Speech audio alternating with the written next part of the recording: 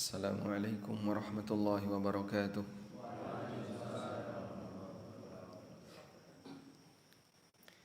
Alhamdulillahi rabbil alamin.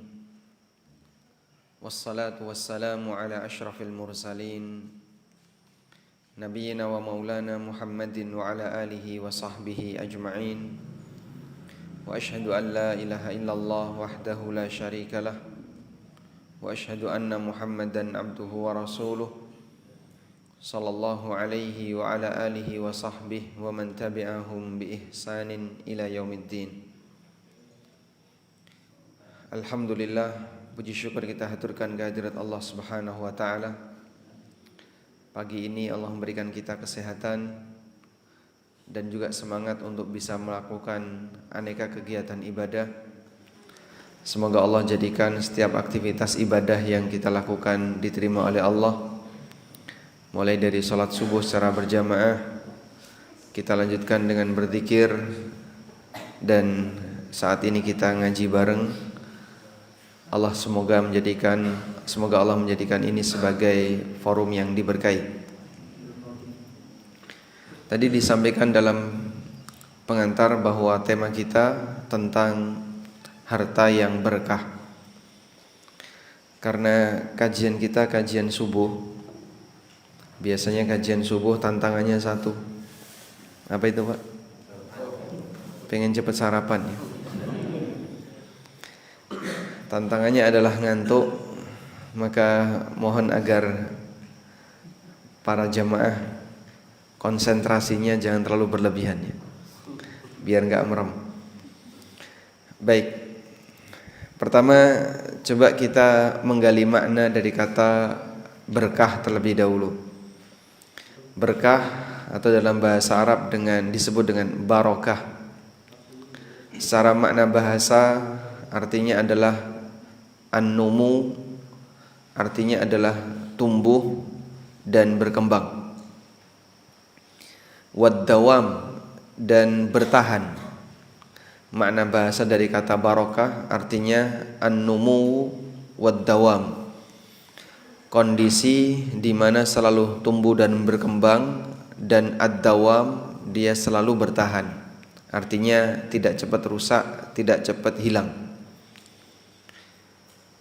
Ada banyak sekali Allah menyebutkan dalam beberapa ayat makhluknya yang diberkahi. Karena sumber berkah itu Allah. Dialah zat yang memberikan kebaikan bagi sebagian di antara makhluknya sesuai dengan apa yang Dia kehendaki. Sehingga Allah Subhanahu wa taala memuji dirinya dengan kalimat Tabarakalladzi biyadihil mulk. Maha berkah Allah, biyadihi, hanya di tangannya, al-mulku, segala kerajaan. Maka semua kebaikan datangnya dari Allah. Sementara makhluk, mereka diberi kebaikan oleh Allah. Karena itu posisi makhluk bukan menjadi sumber berkah, tapi sebagai bagian yang diberkahi. Sehingga sebutan makhluk adalah mubarak, makhluk yang diberkahi. Maka di sini kita perlu bedakan antara sumber berkah yaitu Allah, dialah zat yang menciptakan semua kebaikan dan Dia yang membagi semua kebaikan itu kepada makhluknya sesuai dengan apa yang Dia kehendaki. Dan yang kedua adalah bagian yang diberi kebaikan itu yaitu makhluk yang diberkahi oleh Allah Ta'ala. Selanjutnya, ada beberapa ayat dalam Al-Quran di mana Allah menyebutkan makhluk yang diberkahi oleh Allah. Ada yang bentuknya tempat, ada yang bentuknya waktu, ada yang bentuknya manusia, dan bentuk yang lainnya. Contoh tempat yang diberkahi oleh Allah adalah, contohnya apa? Tempat yang diberkahi oleh Allah, kota Mekkah. Allah Subhanahu wa taala berfirman, Inna awwala baitin wudi'a lin-nas lalladzi bi Bakkata mubaraka. Sesungguhnya awwala baitin, bangunan pertama kali, rumah pertama kali, wudi'a lin-nasi, yang diletakkan untuk manusia, lalladzi bi Bakkah mubarakah, adalah rumah yang ada di kota Bakkah. Kota Bakkah yang dimaksud adalah Mekah. Mubarakan, yang diberkahi. Allah sebut kota Mekah sebagai kota yang diberkahi karena kota ini diberi banyak kebaikan oleh Allah, sehingga orang yang beribadah di sana mendapatkan nilai yang lebih istimewa dibandingkan mereka yang beribadah di luar kota suci Mekah.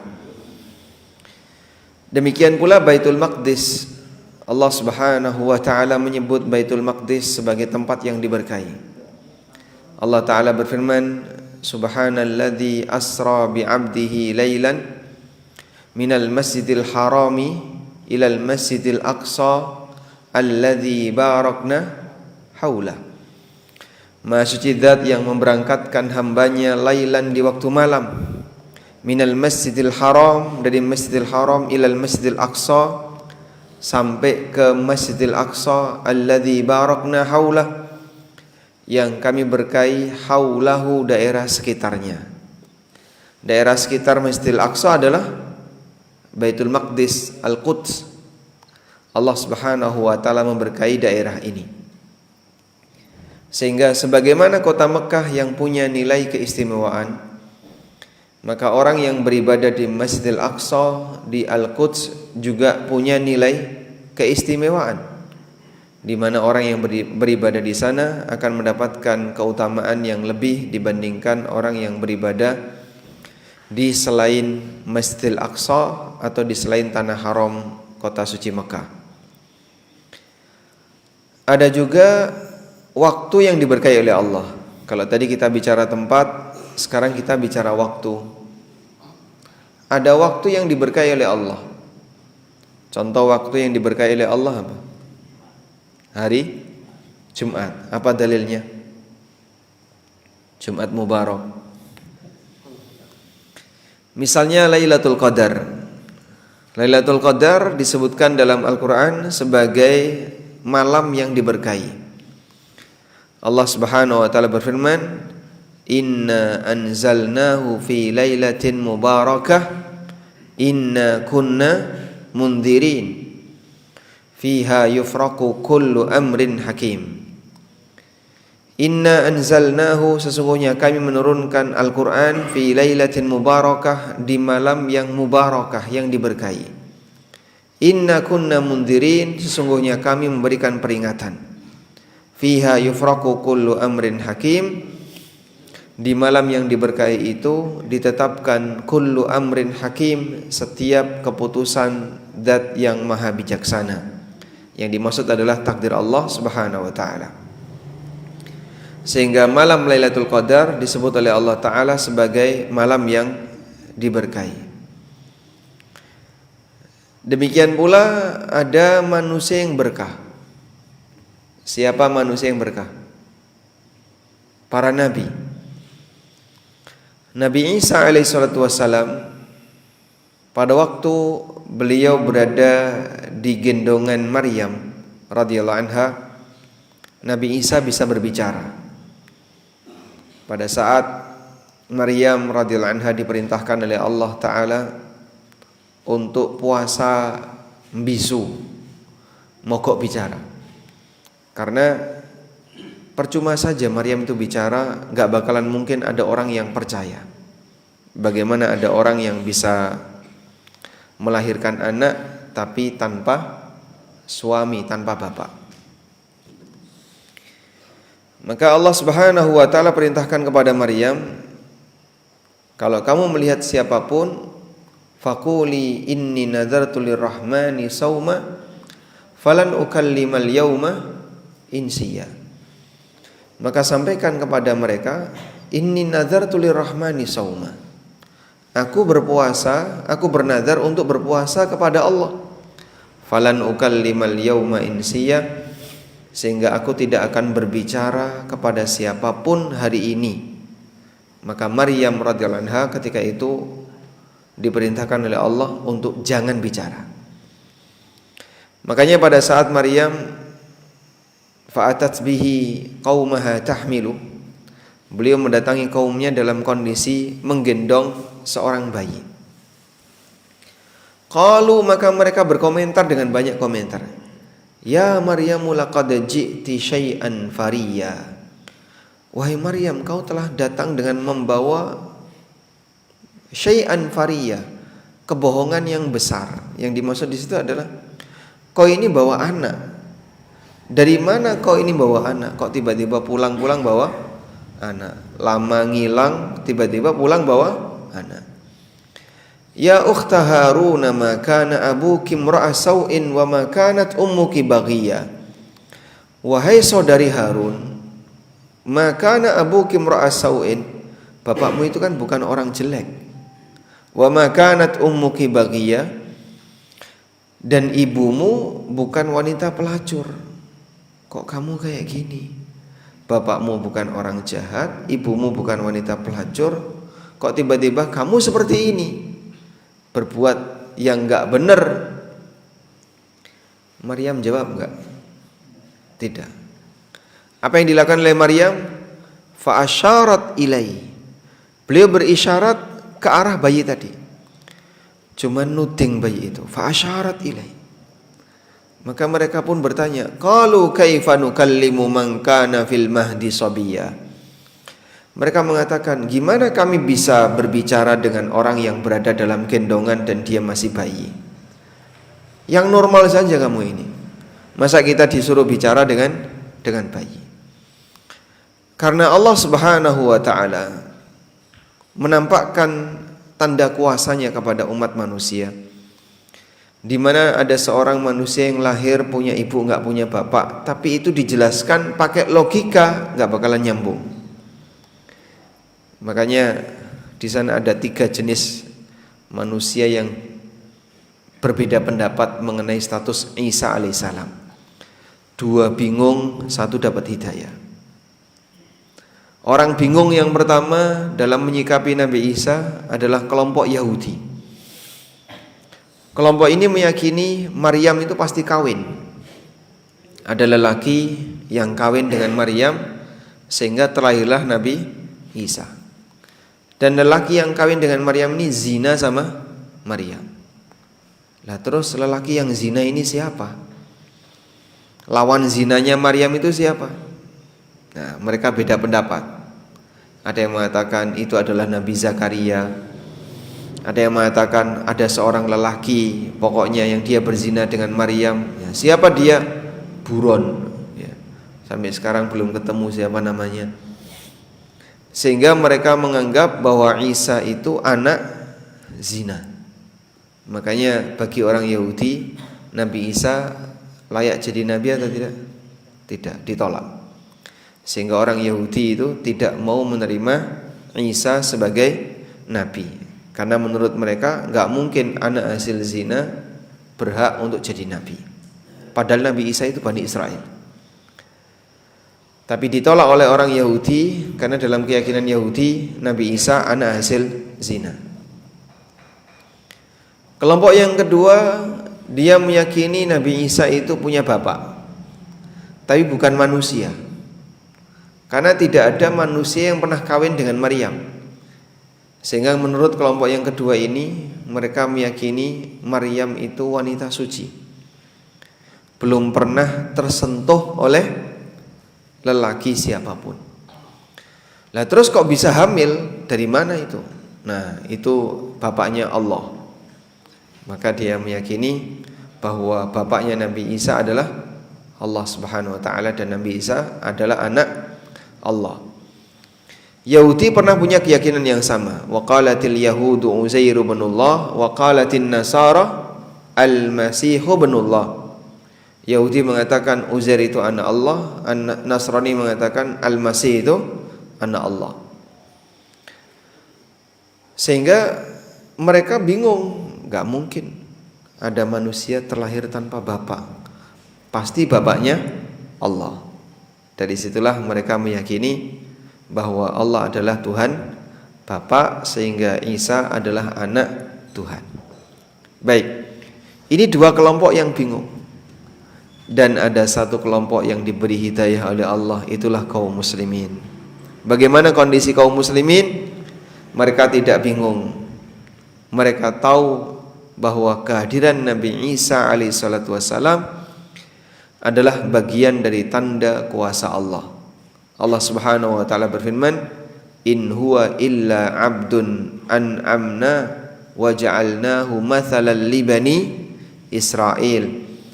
Nabi Isa itu tidak lain hanyalah seorang hamba yang kami telah berikan nikmat kepada beliau berupa wahyu, dan kami jadikan beliau sebagai mathalan li bani Israil, perumpamaan yang menunjukkan tanda kuasa Allah bagi Bani Israel. Tapi ditunjukkan kuasa Allah, justru cara menyikapinya beda.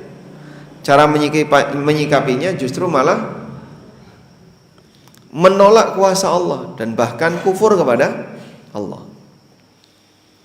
Sebab dalam menyikapi kuasa Allah, manusia itu ada yang semakin beriman dan ada yang semakin kufur. Allah tampakkan kuasanya di hadapan hambanya sebagai ujian baginya.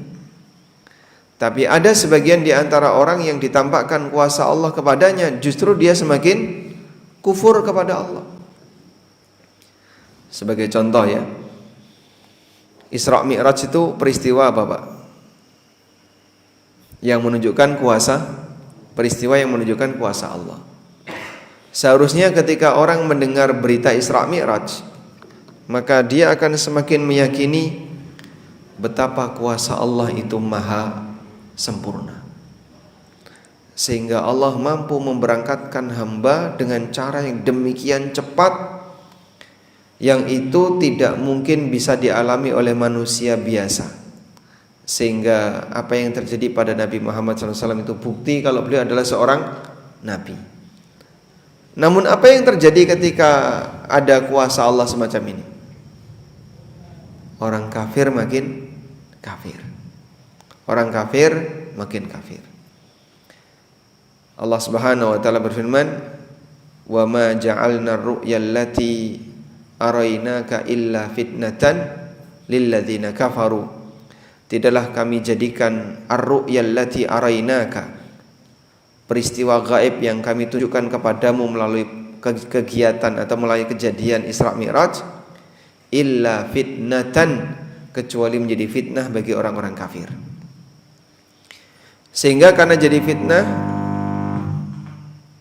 menjadi fitnah, ada sebagian orang yang berhasil melampaui ujian itu, dan ada sebagian orang yang gagal melampaui ujian itu, sehingga dia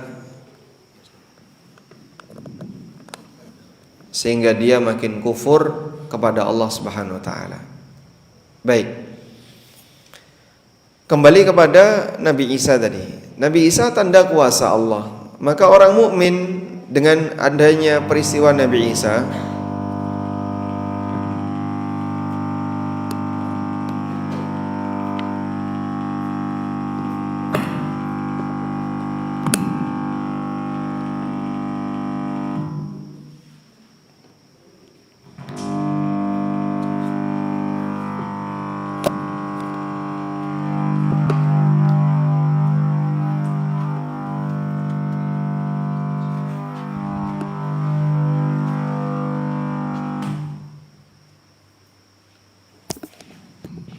Cek.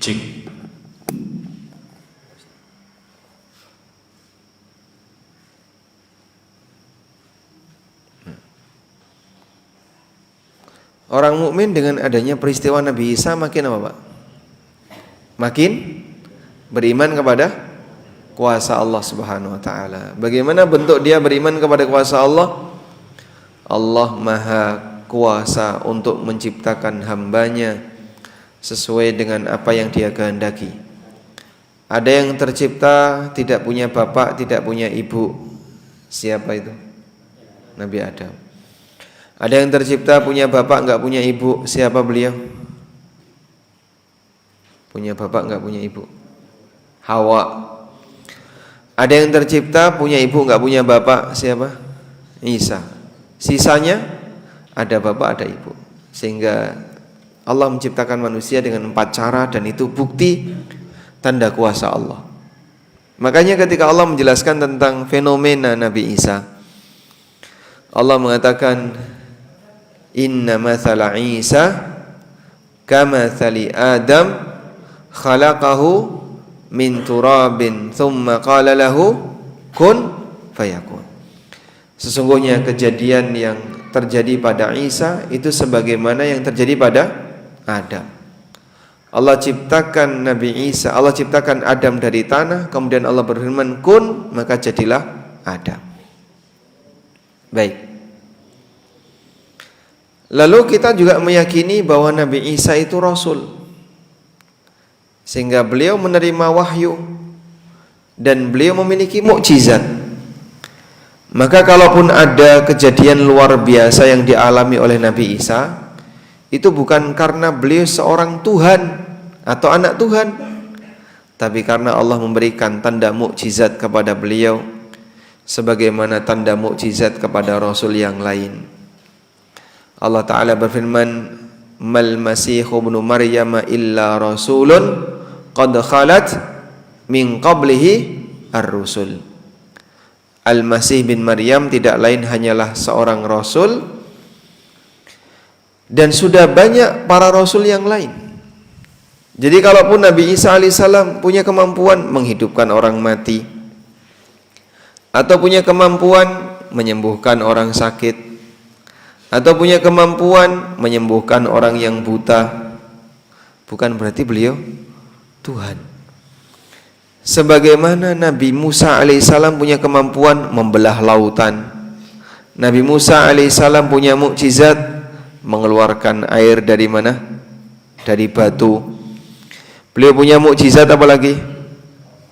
Tongkat bisa berubah jadi ular, keluar cahaya di tangan, dan aneka mukjizat yang lain. Qad khalat min qablihi rusul. Sudah pernah ada rasul-rasul sebelum beliau. Kenapa kamu merasa heran dengan adanya rasul sosok Isa alaihissalam yang punya mukjizat-mukjizat tadi, padahal kalian mengakui Nabi Musa alaihissalam juga punya mukjizat yang serupa? Makanya ada keanehan dan kejanggalan di situ. Dia bisa menerima kejadian A, tapi tidak bisa menerima kejadian B, padahal kejadian B ini sama seperti kejadian A. Kayak tadi ya, mana yang lebih hebat? Tercipta tanpa bapak dan tanpa ibu, atau tercipta punya ibu nggak punya bapak? Hah? Saya ulang ya. Mana yang lebih hebat? Tercipta tanpa bapak tanpa ibu, atau tercipta punya ibu nggak punya bapak? Yang lebih hebat tanpa bapak tanpa.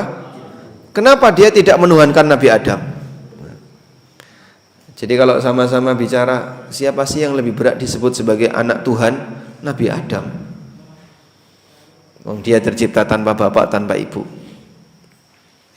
Kalau Maryam, kalau Nabi Isa kan punya ibu nggak punya bapak. Sekarang banyak terjadi ada binatang punya ibu nggak punya bapak. Nggih mboten? Ada nggak kayak gitu? Ayam petelur itu kawin nggak? Ayam petelur? Di sini kan banyak peternak. Coba Pak Dokter, Pak Dokter hewan mesti ngerti ini.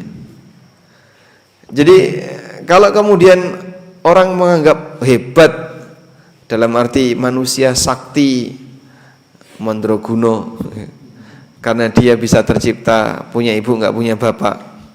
Teknologi manusia sekarang kan ada ya, di mana ada daging yang dia katanya tidak bernyawa tapi jadi daging. Di daerah mana? Singapura ya. Daerah apa? Daging ayam yang dia tidak bernyawa. Iya. Bisa ya manusia kayak gitu. Ya, sampai ada pertanyaan ini halal atau tidak? Karena dia seperti daging tapi bukan ayam. Kalau ayam kan bernyawa dulu baru disembelih jadi daging ayam. Ini daging tidak bernyawa, sehingga dimakan padahal dia tidak bernyawa. Baik. Jadi kalau manusia merasa terheran ada makhluk yang tercipta punya ibu nggak punya bapak, seharusnya mereka lebih terheran lagi ada makhluk yang tercipta tanpa bapak tanpa ibu. Itu lebih hebat lagi. Tapi kenapa mereka tidak menuhankan Adam tapi menuhankan Isa? Itu kalau kita bicara jika ada makhluk yang tercipta tanpa bapak boleh dituhankan ya. Nah, Adam itu tanpa bapak tanpa ibu. Jadi yang lebih dekat untuk dikatakan anak Tuhan yang mana? Seharusnya Adam. Tapi mereka tidak menuhankan Adam alaihissalam. Baik. Makanya kita dikasih pengertian yang namanya Nabi Isa itu sama sebagaimana Adam, tercipta tanpa bapak tanpa ibu dan kalian bisa menerima. Ini tercipta punya ibu enggak punya bapak, kenapa kalian sulit untuk menerima? Nah, Maryam diperintahkan oleh Allah, kamu jangan bicara. Kalau masyarakat kamu mempertanyakan bayi itu, diam saja. Fa asyarat ilai, maka Maryam berisyarat ke arah bayi tadi. Qalu kaifa nukallimu man kana fil mahdi sabiyya. Maka masyarakat bertanya-tanya, bagaimana mungkin kita akan berbicara dengan bayi yang masih berada di gendongan?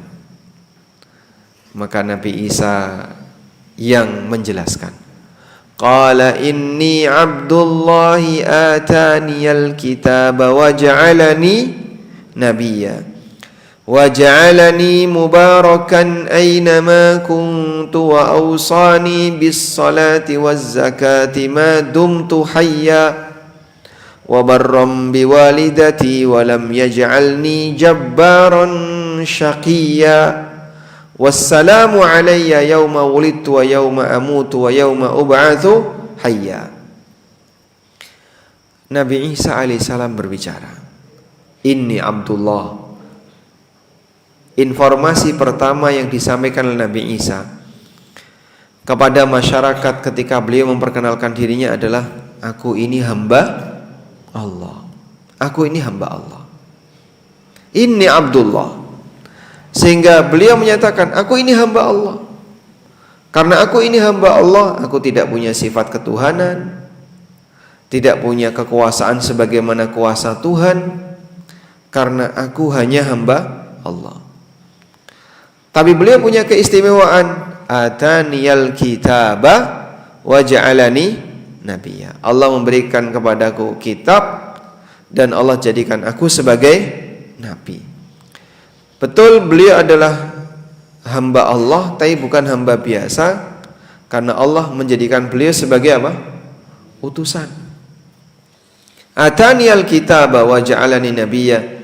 Allah memberikan kepadaku kitab dan Allah jadikan aku sebagai nabi. Sehingga identitas Nabi Isa alaihissalam adalah abduhu wa rasuluh. Beliau adalah hamba dan utusan Allah subhanahu wa ta'ala.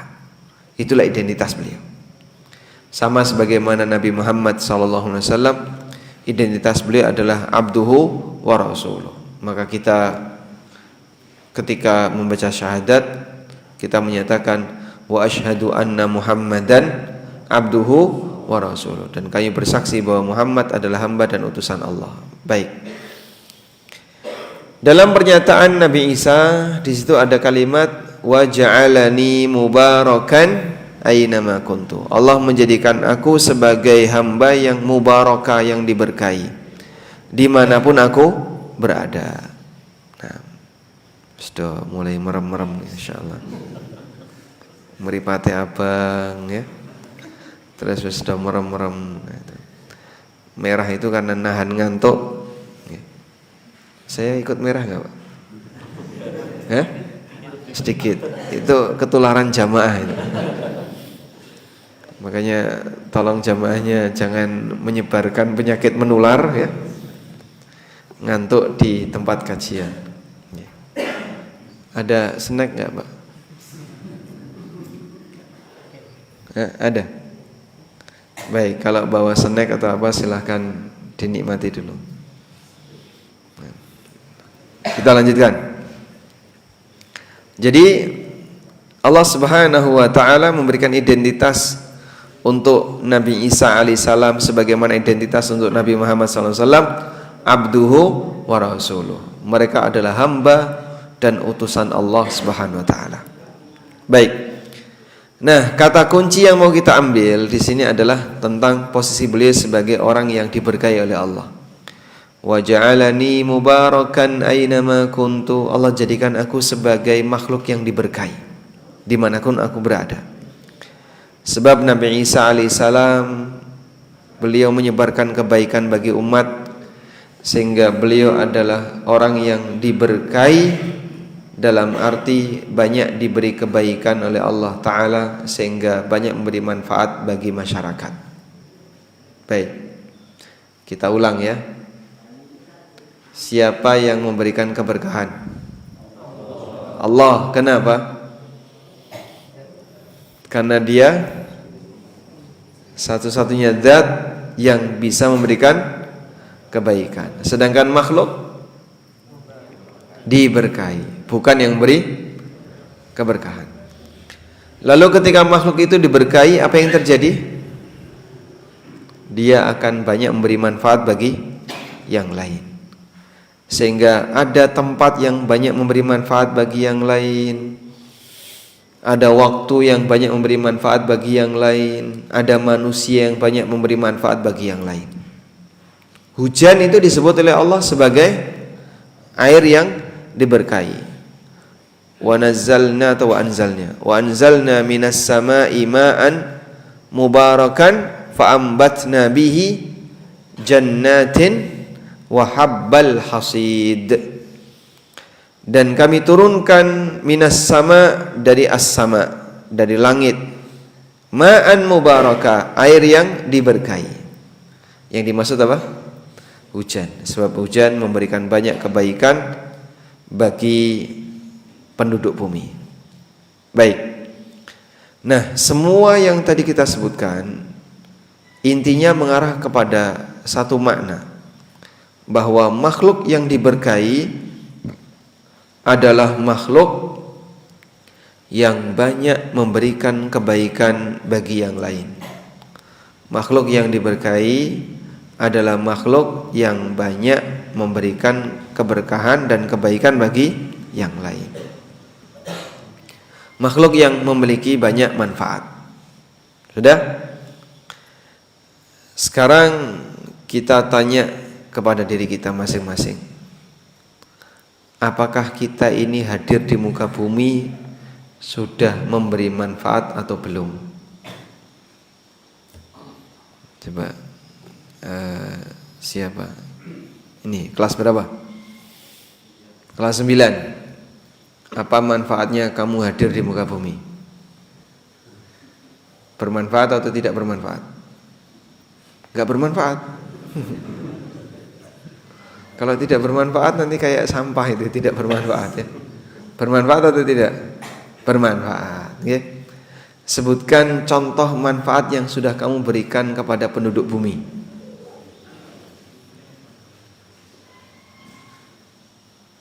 Sebelahnya kelas berapa? 9. Bermanfaat atau tidak bermanfaat? Bermanfaat. Contoh manfaatnya apa?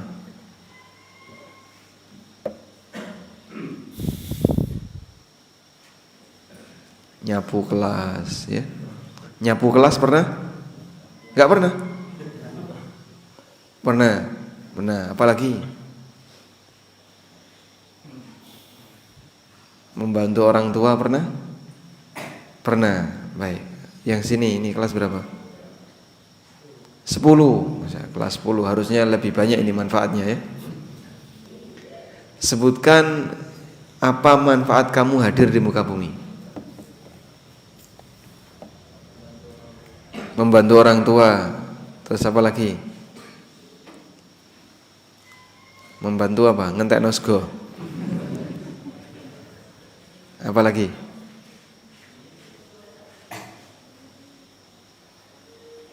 Baca Quran. Masya Allah, rajin ya.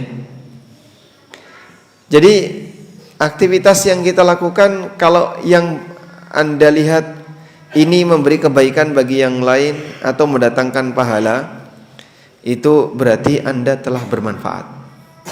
Walaupun kecil ya, walaupun kecil. Maka pastikan kita ini hadir punya manfaat, jangan sampai kita ini hadir justru memberikan madarat. Nah, kaitannya dengan ini, ada manusia yang manfaatnya lebih gede daripada madaratnya. Bahkan ada manusia yang sama sekali tidak punya madarat. Contohnya siapa? Para nabi. Nabi Muhammad SAW ketika beliau hadir itu madaratnya apa bagi muka bumi? Ada? Gak ada. Beliau adalah manusia yang banyak memberikan manfaat, tapi beliau tidak memberi madarat. Itulah Nabi Muhammad SAW dan para nabi yang lain. Ada orang yang hadir di muka bumi ini punya banyak madarat, tapi manfaatnya kecil sekali. Contohnya siapa? Fir'aun. Contoh yang lain. Alhamdulillah. Alhamdulillah. Ini buat apa ini? Jok.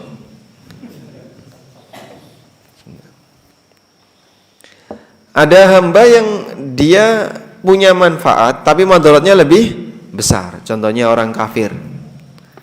Dia banyak menularkan kejahatan bagi masyarakat, punya banyak penyimpangan yang kemudian disebarkan ke masyarakat, sehingga orang ini menyebarkan keburukan bagi yang lain. Punya manfaat tapi madaratnya lebih gede, lebih besar.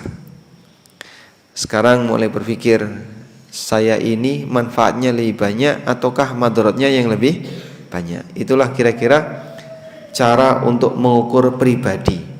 Apakah saya termasuk di antara pribadi yang bermanfaat atau tidak? Baik. Tapi bukan bagian ini yang jadi pembahasan kita. Yang mau kita bahas adalah tentang harta yang berkah. Seperti apa sih harta yang berkah itu? Coba Anda jadikan sebagai catatan ya. Catat Pak, biar enggak tidur. Bismillah, minum dulu.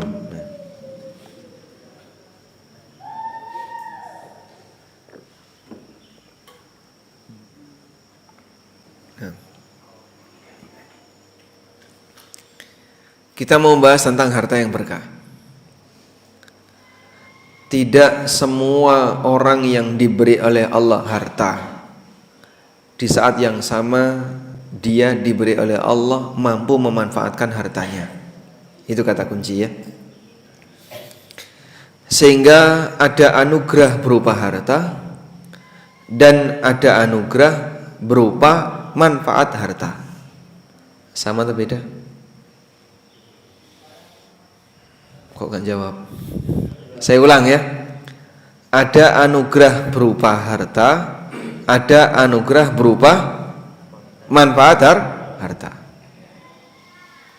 Tidak semua orang yang diberi oleh Allah anugerah berupa harta, dia juga diberi oleh Allah anugerah berupa manfaat harta.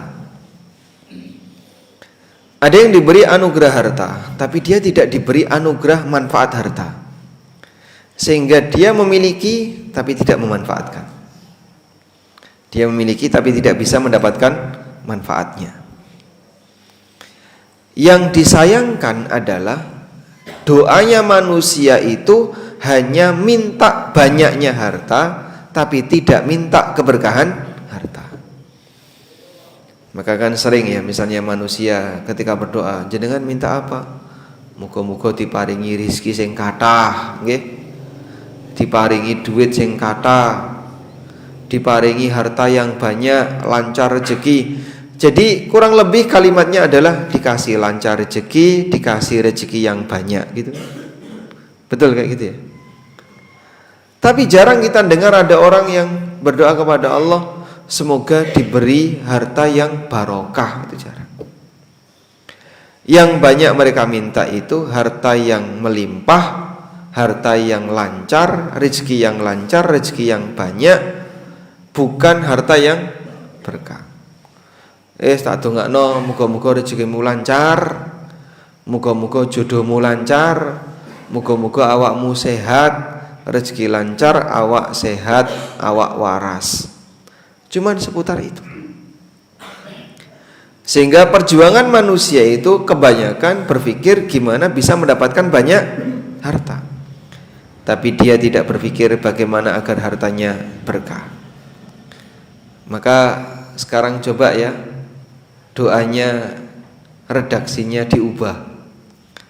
Jangan hanya minta rezeki yang banyak, tapi mintalah rezeki yang bermanfaat. Gitu? Tapi Pak, kan banyak juga yang berdoa moga-moga rezeki ini berkah. Nah, berkah dalam pemahaman mereka itu berkah yang bertambah, bukan berkah yang dalam arti memberi manfaat. Moga-moga rezekimu berkah, berkah dalam arti tambah banyak, lancar, sugih, kabeh apik. Seperti itu yang dipahami. Padahal tidak semua orang yang diberi oleh Allah anugerah harta di saat yang sama dia juga diberi oleh Allah anugerah keberkahan terhadap hartanya. Nah, sekarang yang lebih penting yang mana, Pak? Punya banyak harta tapi enggak barokah, atau punya sedikit harta tapi barokah?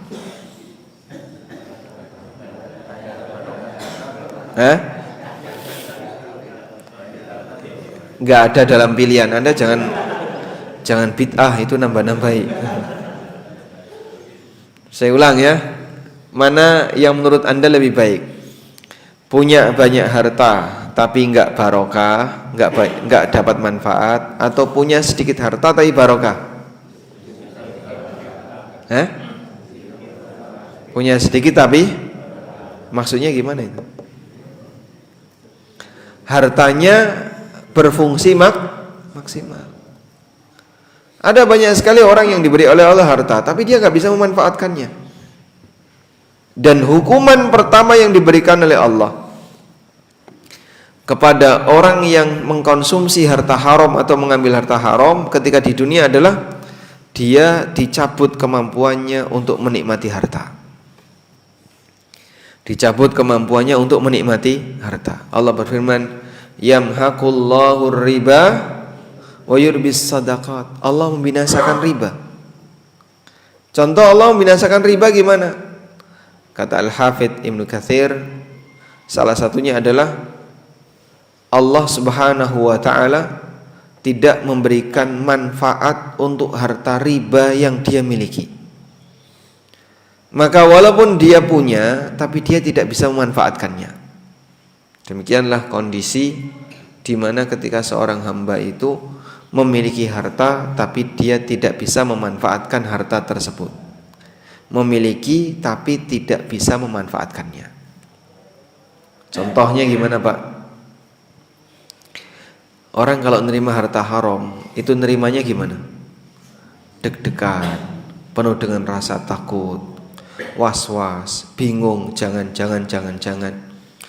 Bahkan ada yang nerima itu dengan disertai rasa takut.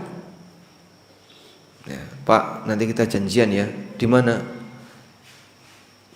Di mana, Pak? Janjiannya di kantor boleh nggak, Pak? Oh, jangan di kantor, jangan. Terus di mana, Pak? Nanti kita ketemu di sini. Ditunjukkan ada warung makan, ketemuan di situ. Ngapain mereka ketemu di warung makan? Bertransaksi, setor uang sogok. Ketika setor uang sogok, Pak, saya transfer saja ya, Pak. Oh, jangan ditransfer, Mas, jangan ditransfer. Lah terus gimana, Pak? Tunai saja. Uang transfer nggak mau, padahal sekarang kan zaman teknologi ya. Dia nggak mau transfer, maunya tunai. Ketika tunai, serah terimanya di mana? Di tempat yang sepi, nggak kelihatan orang. Ya, setelah itu saat nerima, bawanya takut nggak? Takut. Dia simpan di tempat yang aman. Bahkan ada yang nyimpen duitnya di bunker. Coba. Saking wedine nyimpen duit sampai disimpan di bunker. Sehingga harta haram itu cara nerimanya saja sudah nggak normal. Nerima dengan penuh ketakutan, jangan. Nah, pada kondisi jangan dan penuh dengan ketakutan itulah hakikatnya hukuman pertama yang diberikan oleh Allah. Maka rizki dia nggak barokah. Lalu duit itu lari kemana? dipakai money laundry. Nah, dicuci kemana-mana, titipkan ke sini, titipkan ke sini, titipkan ke sini. Tolong kamu buka usaha, saya titip dana sekian, saya titip dana sekian. Nek rugi gimana? Ora apa-apa, yang penting pokoknya dana ini tersalurkan. Dan terbukti dia nggak memanfaatkannya, Pak. Saya pernah dengar ya, ada pejabat yang dia punya beberapa rumah, yang rumah itu sama sekali tidak pernah dia tempati. Terus yang menempati siapa? Ya yang dititipi. Di rumah itu ada banyak motor-motor besar, rumah mewah, dan aneka fasilitas yang lain. Tapi semuanya atas nama orang lain, dan dia sendiri tidak pernah menikmati. Maka yang kelihatan kaya itu yang dititipi. Sementara orangnya justru malah ngilang, takut. Nanti kalau saya terlalu menampakkan diri punya harta, saya bisa ditangkap. Akhirnya dia lebih milih untuk ngilang. Pernah ketemu nggak orang kayak gitu, Pak? Hah? Ada kayak gitu, Pak? Ada ya? Nah, itulah contoh dia diberi harta, tapi dia tidak diberi kemampuan untuk menikmatinya. Ada juga yang diberi oleh Allah harta, tapi hartanya tidak memberikan manfaat bagi dirinya. Karena diberi oleh Allah penghalang. Mudah bagi Allah untuk menghalangi hamba, sehingga dia tidak bisa memanfaatkan hartanya. Ada banyak makanan enak di depan kita. Loro untu siji, gimana rasanya, Pak? Hah? Jenengan senang makanan apa, Mas? Bapak senang makanan apa? Gak ada yang suka? Masya Allah. Apa makanan yang paling Anda sukai? Hah? Nasi goreng, nasi goreng. Kalau ada nasi goreng yang enak di depan Bapak, tapi sakit gigi, kira-kira yang ingin Bapak lakukan apa? Hah? Gimana? Gak jadi makan. Lebih milih turu merem daripada makan. Karena ketika kenikmatan itu ada di hadapan kita, sementara kita dalam kondisi sedang sakit, sudah Pak, nikmat itu gak ada rasa ya. Saya diajak jamaah, ayo makan di rumah, Masya Allah, aneka hidangan makanan banyak sekali di situ. Tapi si Rai ngeluh, wah saya sakit, pusing kepala, jenuh. Ada tongseng, ada sate, ada, hilang rasa semuanya. Ini mana yang mau dimakan? Mau makan itu rasanya mual, si Rai ngeluh. Baru satu penyakit saja, Pak ya. Coba kalau 5 penyakit datang bersamaan. Ya. Loro untu, sirah ngeluh. Hah? Kolesterol kan nggak kelihatan, ya. Loro untu, sirah ngeluh, gatelen, ya. Tambah apa lagi? Mules dan aneka yang lainnya. Walaupun semuanya itu terhidang lengkap, gara-gara mules mau makan enggak? Tidak. Seperti itulah manusia. Mudah bagi Allah untuk menghilangkan kemampuan hamba dalam menikmati hartanya. Baik. Dan manusia semakin tua, kemampuan mereka dalam menikmati harta itu semakin naik atau semakin turun? Makin turun. Nyun sewu nggih, simbah yang nyender nggih. Yuswa pinten, Pak? 72. Masya Allah. Dulu waktu masih seger gitu ya, makanan apa yang paling disuka? Sate, ya sate. Lah sakniki nek sate pripun? Kenapa nggak bisa? Wes ra tedas. Dimut mawon ngoten.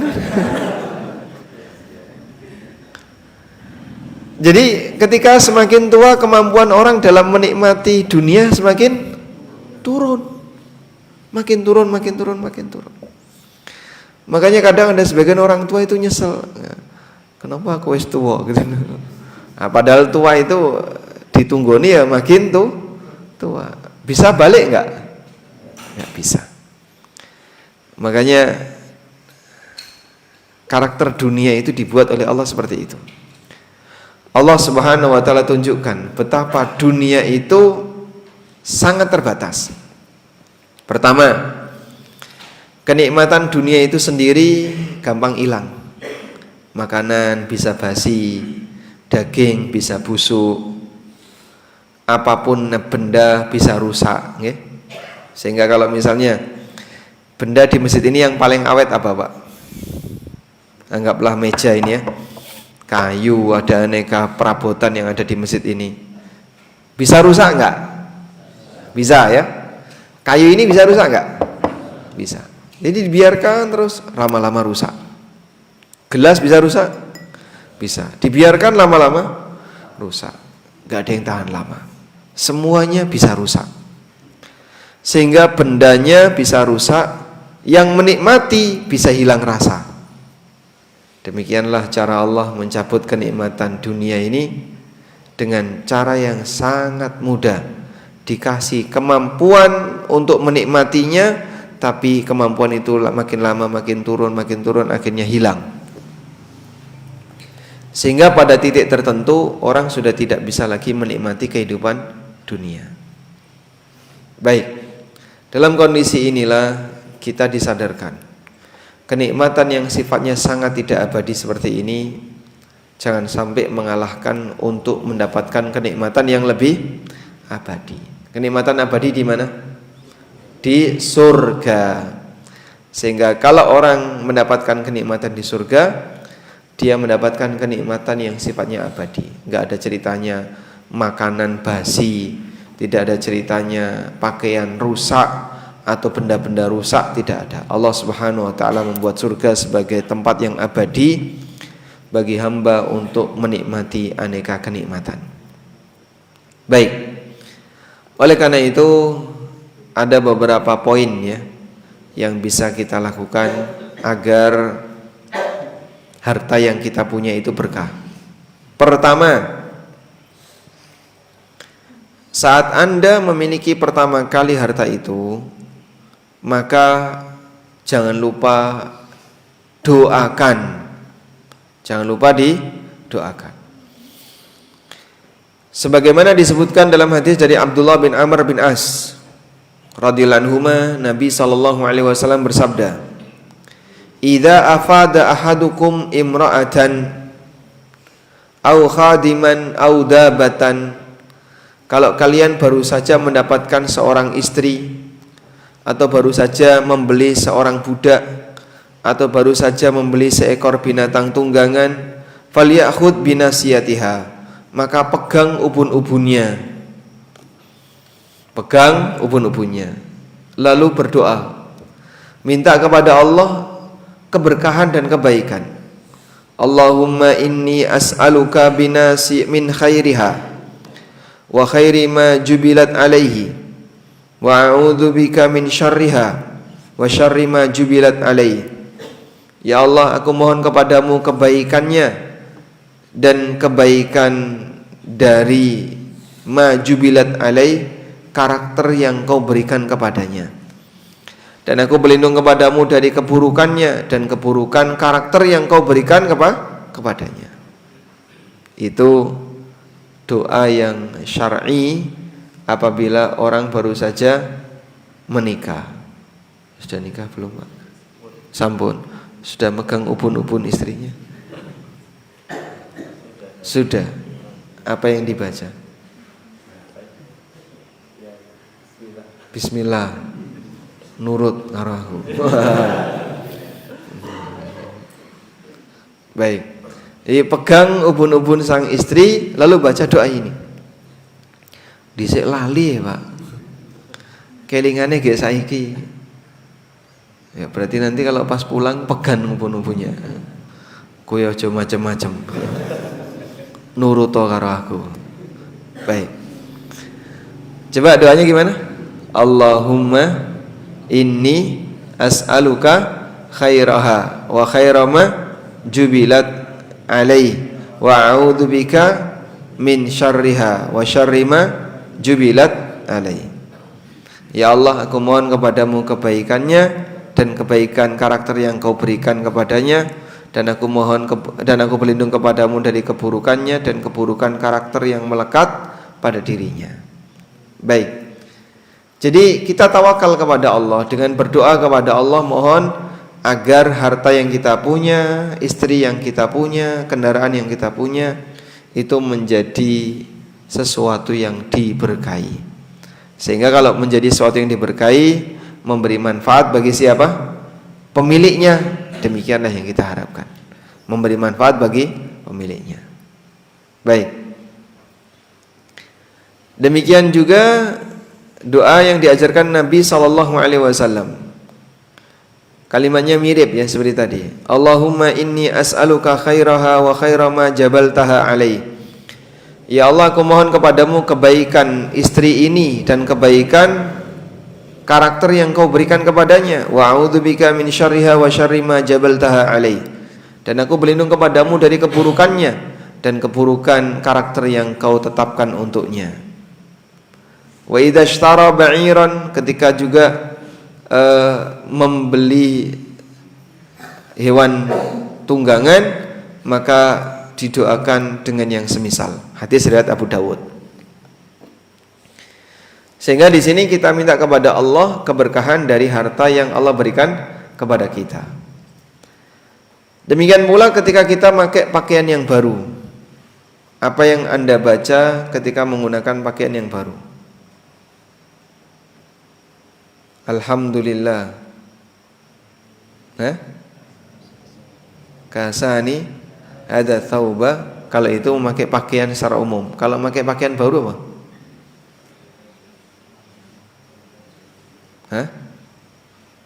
Alhamdulillah. Allahumma inni, gimana kalimatnya? Alhamdulillahi anta kasautanihi. Ya Allah, segala puji bagimu. Anta kasautanihi, engkau yang telah memberikan pakaian ini untukku. As'aluka khairaha wa khaira ma suni'alah wa a'udzubika min syarriha wa syarri ma suni'alah. Aku mohon kepadamu kebaikannya dan kebaikan pakaian ini dibuat, dan aku berlindung kepadamu dari keburukannya dan keburukan pakaian ini dibuat. Kalau ketemu dengan orang yang pakaiannya baru, kita baca apa? Tubli wa yukhlifullah. Semoga bisa dipakai sampai rusak dan nanti Allah gantikan. Karena ada benda yang belum waktunya rusak sudah hilang. Belum waktunya rusak sudah rusak. Ada? Ada. Maka kita minta kepada Allah seperti itu. Baik, termasuk beli kendaraan, Pak. Sama. Minta kepada Allah kebaikannya dan berlindung dari keburukannya. Ini yang pertama, tawakal kepada Allah ketika punya harta. Yang kedua, berusaha memanfaatkan sebisa mungkin apa yang Allah berikan ke kita. Jadi jangan mau disimpan. Duwe apa? Eman disimpan, mau disimpan, ngerti-ngerti kadaluarsa. Ada kayak gitu, Pak? Ada orang yang Masya Allah, daging korban Idul Adha itu sampai Idul Adha berikutnya itu masih ada di freezer, Pak. Durung entek. Loh kenapa? Arab dimasak eman. Mong eman sampai sudah datang kurban berikutnya, daging kurbannya belum habis. Jenengan ngalami kayak gitu nggak, Pak? Ada. Itu istri yang pintar nyimpan, Pak. Dia punya simpanan yang tidak dilaporkan ke suaminya. Jadi kadang ada ibu-ibu itu seperti itu, Masya Allah. Ini kapan ini? Ini kan dulu, Pak, kita dapat dari masjid. Sampai sekarang belum dimasak, belum. Oh, sudah mau Idul Adha masih tersisa di dalam freezer. Dan itu cukup banyak. Ya. Makanya kadang ada ibu-ibu yang pintar sekali nyimpen tuh di kulkas. Iku nek kulkas iso sambat itu, Pak. Kelebihan beban. Nah, sehingga perlu dipahami bahwa dalam hal ini harta yang sejatinya itu bukan sebatas apa yang kita simpan, tapi apa yang kita manfaatkan. Itulah makna dari firman Allah Ta'ala, wa amma bi ni'mati rabbika, adapun nikmat yang Allah berikan kepadamu, fahadits, maka ceritakan. Maksudnya ceritakan adalah manfaatkan. Innallaha yuhibbu ayyara athara ni'matihi ala abdi. Allah senang melihat ada pengaruh nikmat yang Allah berikan kepada hambanya. Wallahu a'lam.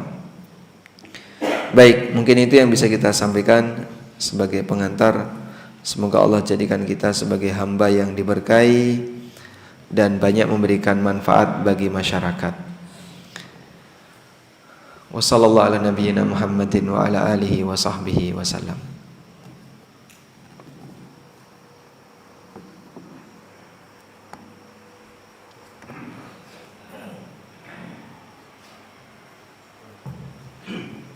Jadi saya mulai pada Ustaz Amin baik atas materi yang disampaikan pada hari ini.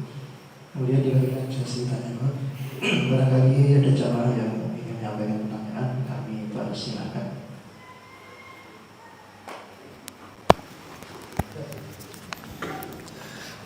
Sebentar dulu.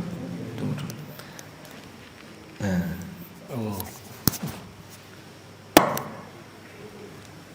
Izin bertanya, Ustaz. Tadi kan tentang berbicara tentang harta yang berkah. Maaf, ini bukan jujur ya, cuma semisalnya seandainya itu harta yang dari kata bahasa itu kan tumbuh dan berkembang. Jika orang mempunyai gaji, ternyata ini bukan curhat ya, ngapunten. Ternyata gajinya setelah dipakai itu ternyata tidak mencukupi dari gaji yang diperoleh untuk belanja kebutuhan keluarga dan sebagainya. Apakah itu disebut dengan harta yang tidak berkah? Matur suwun. Baik, kalau ada orang yang gajinya tidak mencukupi, dipakai untuk kebutuhan keluarganya, dirinya dan keluarganya, apakah berarti hartanya tidak berkah? Nah, definisi berkah adalah ketika termanfaatkan. Sehingga kalau harta itu dimanfaatkan dengan baik, digunakan dengan maksimal, bahkan tidak ada yang tersisa, justru kita sebut ini hartanya berkah. Nah, masalah kurang banyak dan seterusnya, ini beda lagi. Sehingga bisa jadi termanfaatkan apa yang dia dapatkan, tapi masih kurang. Nah, masih kurang nanti bisa ditutupi dari sisi yang lain. Orang yang tidak mampu karena penghasilannya tidak mencukupi kebutuhannya, dia berhak dapat zakat. Dia berhak dapat zakat. Sehingga insya Allah termasuk harta yang berkah. Nah, cuman bagi mereka yang merasa belum mencukupi, ya, terkadang sebenarnya standar kita itu beragam, ya. Maka penyebutan belum mencukupi itu bisa jadi sebenarnya sudah mencukupi, tapi merasa tidak sebagaimana yang lain. Coba Pak bayangin ya, ada seorang perempuan membawa 2 anak perempuan datang ke rumah Aisyah radhiyallahu anha dan minta sedekah. Seorang ibu-ibu membawa 2 anak perempuan datang ke rumah Aisyah minta sedekah. Lalu Aisyah radhiyallahu anha hanya memberi 1 butir kurma. Cuma dikasih 1 butir kurma. Terus oleh sang ibu 1 butir kurma itu dibelah 2, dikasihkan ke 2 putrinya. Dia sendiri nggak makan. Kebayang nggak kita sampai berpikir, itu Aisyah kok pelit banget, masa sedekah cuma 1 butir kurma? Jawabannya, karena beliau nggak punya yang lain. Cuman punya 2 butir kurma, yang 1 dikasihkan orang tadi, yang 1 sebagai sumber makanan atau bahan makanannya Aisyah di rumah. Ya cuman itu yang punya.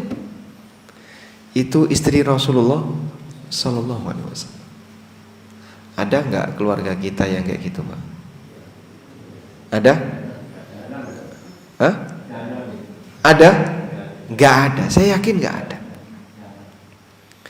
Sak kire-kirene wong Boyolali misalnya tidak mungkin mengalami kondisi itu. pasti dia bisa makan 3 kali. Padahal Nabi SAW ketika pulang dari masjid ya, lalu sampai rumah tanya, hal indakum min syai', kalian punya apa yang bisa dipakai sarapan? Gak ada ya Rasulullah. Masya Allah. Suami pulang baru saja dari masjid, padahal sudah dzikir di masjid sampai syuruk, sampai di rumah sarapannya apa? Orang no sarapan, takon sarapan. Kira-kira suami tanya kok kemudian jawabannya kayak gitu gimana? Hah? Dijolke. Sing dijolke napa? Mame dijolke. Baik. Pernah nggak kita ngalami kayak gitu? Pernah, Pak. Lah kenapa? Bojoku ora masak. Ora masak kenapa? Kadang males, kadang gas entek, ada beberapa faktor. Tapi kan ada yang dimasak. Yang terjadi pada Aisyah apa? Gak ada yang dimasak. Ittala'al hilal, thumma tala'al hilal, thumma tala'al hilal. Terbit hilal, lalu sampai terbit hilal berikutnya, sampai terbit hilal berikutnya. Berapa bulan ya? Kurang lebih 2 bulan. Dapurnya Aisyah gak ngepul. Kami tidak menyalakan api sama sekali. Kenapa dapurnya gak ngepul? Lah gak masak. Masak apa? Gak ada bahan makanan. Apa yang mau dimasak? Selama 2 bulan lebih. Masya Allah. Kita gak mungkin ya mengalami seperti itu. Maka sahabiyat itu sabarnya luar biasa. Nah, sehingga misalnya, Pak, nafkah saya kurang, coba diukur ulang. Belanjanya apa? Belanjanya ini. Ya, kalau ada yang kelebihan, biasanya jadinya kok kurang. Maka ditekan lagi. Tapi Pak, mosok mau mangan sego karo kerupuk barokah. Loh, tidak ada masalah. Sego sambal kerupuk barokah, enak nggak? Urip insyaallah. Nah, merasa kurang itu ketika dibandingkan dengan yang lain. Maka kalau mau mengacalah kepada orang yang lebih jauh, yang mereka ketika makan sangat sederhana dan itu cukup untuk hidup. Cuman kan kadang kita merasa kayaknya kayak gini kurang layak, sehingga nek iso ya ana iwak pitik ya, tambah nila, tambah gurame, bakar karo bawal goreng. Nek kaya ngono ya ora cukup nggih. Wallahu a'lam. Insyaallah mubarak Pak ya, semoga nanti hartanya ditambah oleh Allah. Monggo ada lagi. Ustadz, di sini saya mau tanya gimana hukumnya uang tip. Kan saya bekerja di toko mesin jahit. Kan kadang orang pembeli kadang ngasih tip gitu. Mau tanya hukumnya, haram atau tidak? Terima kasih. Uang titipan atau uang tips? Uang tip. Oh, uang tips. Baik. Apa hukumnya uang tips? Yang ngasih sinten? Konsumen. Pembeli. Nah. Setiap kali Bapak melayani dikasih. Enggak, kadang cuma pembeli mesin jahit gitu. Saya kan cuma karyawan, kadang ngasih karyawannya. Masya Allah. Enggak boleh Pak. Enggak boleh? Iya. Jadi nanti kalau ada ngasih kayak gitu ditolak.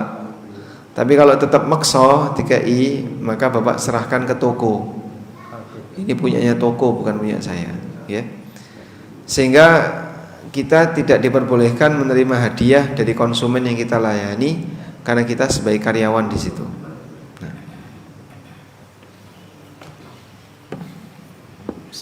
Assalamualaikum Ustaz. Waalaikumsalam. Melanjutkan tadi mungkin menyambung sedikit Ustaz sama yang sebelumnya. Apakah misalnya kita sebagai karyawan ya Ustaz, karena kebetulan saya ASN itu bidangnya melayani perusahaan-perusahaan. Nah, kalau kita sedang melayani perusahaan, kadang-kadang mereka itu ngajak makan. Nah, apakah makan itu juga termasuk dari bagian dari hadiah? Gitu Ustaz. Dan mungkin kadang aturannya gimana? Aturan di ASN. Boleh atau tidak dijak makan? Kalau gratifikasi nggak boleh, tapi kalau jam makan, nah itu apakah termasuk bagian dari gratifikasi atau karena itu melewati jam makan siang Ustaz? Iya. Nah yang kayak gini kembali kepada definisi yang dibuat oleh KPK ya. Sehingga misalnya atau oleh dinas terkait ya, kalau ada ASN yang diundang makan oleh klien, itu sejauh mana masuk gratifikasi yang terlarang dan sejauh mana yang masih diizinkan. Standar itu negara yang menentukan. Kalau negara mengizinkan ya silahkan. Oleh karena itu dalam hal ini selama makanannya normal, misalnya Anda berkunjung kemudian dijak, ayo Pak, bakmi, mie ayam dulu sama bakso. Harganya berapa? Ya paling 15.000, sekitar itu. Maka kondisi Anda seperti ini tidak masuk kategori mengambil harta negara, insya Allah tidak apa-apa. Tapi kalau lebih, misalnya dihidangkan makanan yang sampai harganya 300.000 per porsi, ini bisa jadi masuk kategori memanfaatkan harta negara. Intinya jika makanan itu normal, insya Allah masih bisa ditoleransi. Tapi kalau kelebihan nggak boleh. Nah,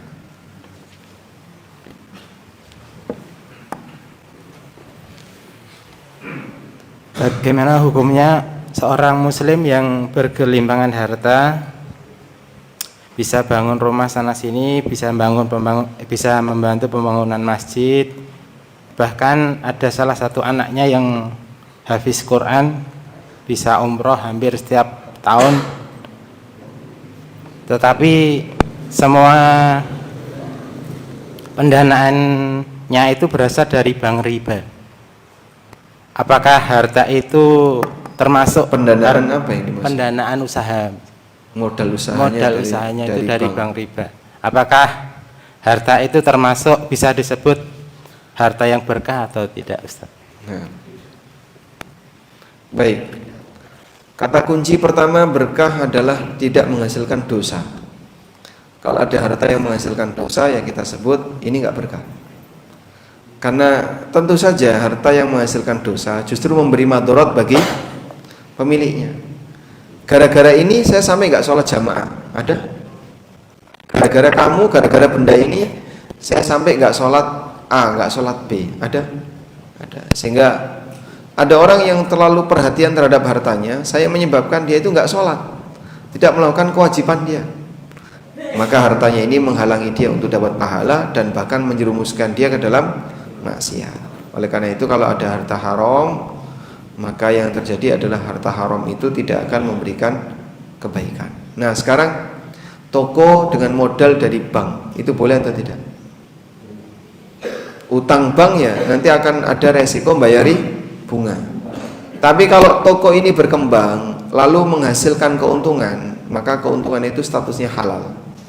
Keuntungan itu statusnya halal. Kok bisa Pak halal Pak?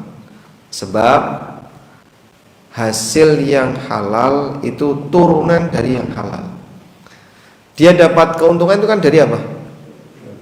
Usaha, dari usaha. Lalu karena usaha dia dapat keuntungan, sehingga dari untung itulah dia berhak menikmati keuntungannya.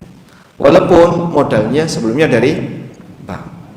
Dosa dia dengan bank adalah bayar cicilan yang lebih tadi. Sehingga kalau cicilannya per bulan misalnya 5 juta, dia bayar 5.500.000. 500.000 itulah dosanya bank.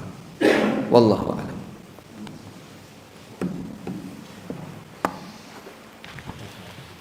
Satu kali lagi.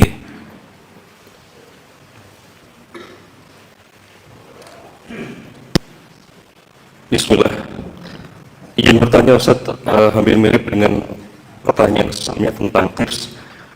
Bagaimana hukumnya jika seseorang yang bekerja di sebuah sekolahan, kemudian ada orang lain yang ingin mendaftar ke sekolah tersebut, dan si pegawai ini hanya memberikan informasi pada umumnya tanpa embel-embel menjanjikan diterima atau apa. Kemudian begitu si siswa tersebut diterima, orang tuanya memberikan hadiah kepada si pegawai tersebut tanpa ada pembicaraan sebelumnya, dan si pemberi ini memaksa untuk si pegawai tersebut menerima. Hartanya harus diserahkan ke mana Ustaz? Barakallahu fiik. Hadiahnya berupa apa? Mobil atau haji furoda? Oh, wow. Baik, silakan kembalikan ke sekolah. Jadi kalau kenyataannya seperti yang tadi disampaikan, maka hadiah ini harus dikembalikan ke sekolah. Selanjutnya terserah sekolah, apakah mau dikembalikan ke guru ataukah mau dimanfaatkan oleh sekolah, itu terserah sekolah. Jadi kalau kita kerja di sebuah lembaga, lalu ada klien dari lembaga itu yang kita layani, kemudian dia ngasih tips, maka tips itu hak miliknya lembaga tersebut dan bukan milik kita. Wallahu a'lam. Afwan Ustaz, jika sekolah tersebut adalah instansi pemerintah Ustaz, tidak ada skema penerimaan di luar itu, lantas bagaimana? Jika sekolah tersebut adalah instansi pemerintah dan di situ tidak ada skema pengembalian uang tadi, maka sebagai solusinya belikan alat kebutuhan sekolah. Misalnya sekolah butuh printer, nah ini ada dana cukup untuk beli printer, Anda belikan printer. Dengan cara demikian kan tetap balik ke kantor. Wallahu a'lam. Baik, demikian yang bisa kita sampaikan, semoga bermanfaat. Wassallallahu ala nabiyyina Muhammadin wa ala alihi wa sahbihi wasallam. Wa akhiru da'wana alhamdulillahi rabbil alamin. Wassalamualaikum warahmatullahi wabarakatuh.